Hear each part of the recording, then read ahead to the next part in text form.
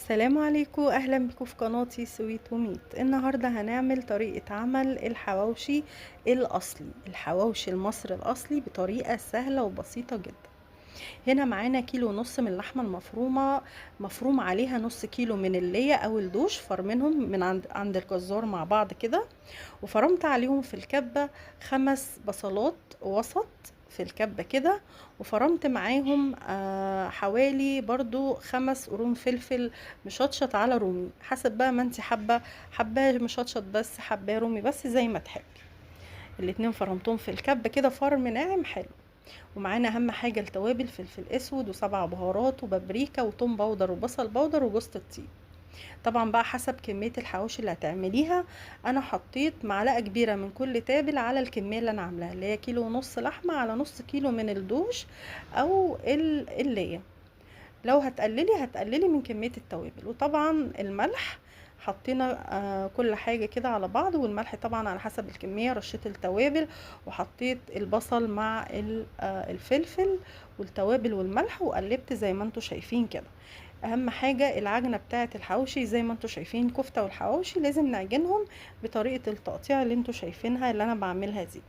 انا بقى قفلت الكاميرا وقعدت بايدي الاتنين بقى حوالي 10 دقايق كده اعجنها علشان كله يندمج كده مع بعض. وعلى فكرة العجينة دي ممكن تعملي بيها كفتة برضو، انا جربت كده شوية كفتة كانت حلوة جدا، تمشي معاكي كفتة عادي جدا.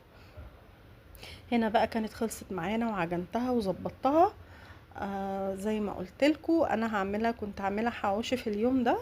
فنكمل الوصفة حواوشي. جبت بقى عيش بلدي هنا فتحته وحطيت اللحمة فيه. اللحمة بقى طبعا لازم كده تبقي مالية الرغيف ومظبطاه وموزعاه.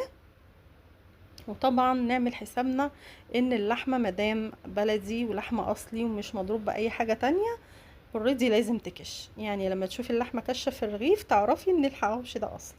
اللحمة اللي بتفضل زي ما هي في فرد الرغيف بيبقى داخلها حاجة غير اللحمة، فول بقى صويا برغل اي حاجة، بس اللحمة البلدي الاصلي لازم تكش.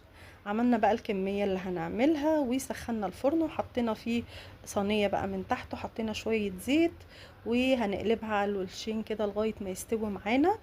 وطبعا اهم حاجة لازم الحواوشي كده او العيش بتاع الحواوشي يبقى طري، ما يبقاش ناشف، علشان يبقى الحواوشي حلو. ممكن نروح الفرن نقوله عايزين العيش بتاع الحواوشي اللي هو نص سوا.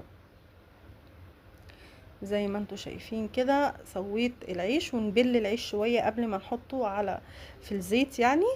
نبله حاجة بسيطة جدا بايدينا كده، نبل ايدينا ونمسح بيه الرغيف من الوش والظهر لغايه ما يوصل معانا بالشكل ده. هنا كان سخن جدا جدا.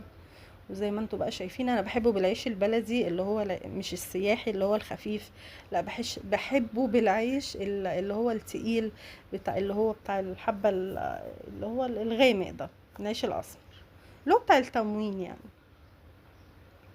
هنا بقى قطعته لكم كده نصين علشان تشوفوا الرغيف كده من جوه. وطبعا بقى مع سلطة طحينة، سلطة بلدي، اي حاجة حابينها معاه. وطبعا اهم حاجة ما تنسوش اللايك والاشتراك، وسلام عليكم وباي باي.